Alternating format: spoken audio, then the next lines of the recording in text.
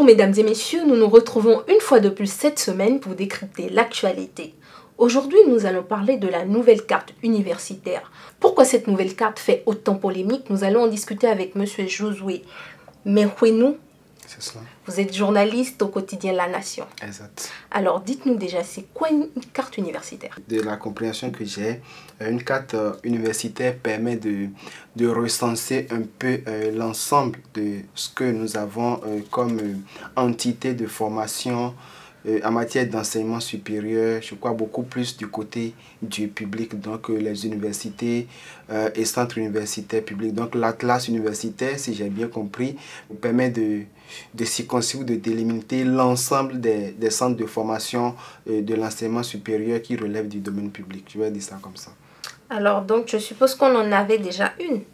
Exact. En quoi consiste la nouvelle carte universitaire alors?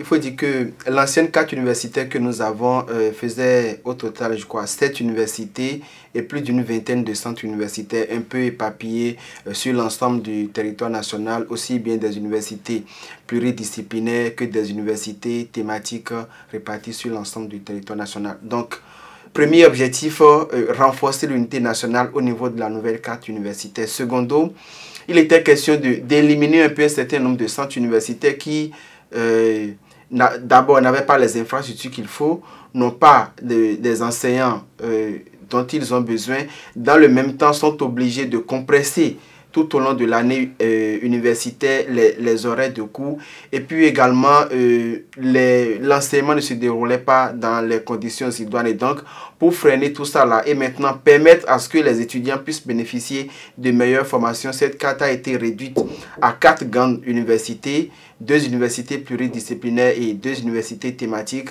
D'après vos explications, c'est quand même une bonne chose cette nouvelle carte. Pourquoi ça fait autant de mécontents? Pourquoi il y a autant de polémique autour de cette nouvelle carte?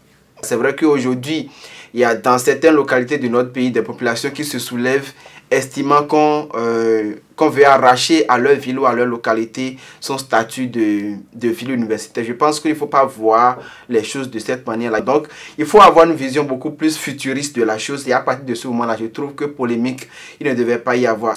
Tout à l'heure, vous m'avez parlé de la suppression de certaines universités. Est-ce que ces universités-là seront rayées de la carte?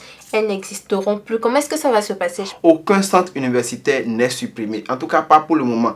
Je pense que dans le temps, il y a des centres qui disparaîtront de facto parce qu'aujourd'hui, il y a des étudiants qui sont en formation au niveau de certains centres universitaires. Ces étudiants-là vont poursuivre la formation, mais il n'y aura plus de nouveaux recrutements d'étudiants. Et donc, ces centres-là seront appelés d'ici 2, 3, 4 ou 5 ans, je ne sais pas trop, à disparaître de fait parce qu'il n'y aura plus de nouveaux étudiants. Mais pour l'instant, on les rattache tout simplement à des rectorats par rapport aux nouveaux centres universitaires. Alors, vous avez bien compris, d'après M. Josué, aucun centre universitaire ne sera supprimé.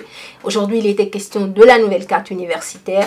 De toute façon, on attend de voir ce qui va se passer. Je vous donne rendez-vous la semaine prochaine pour un autre sujet d'actualité.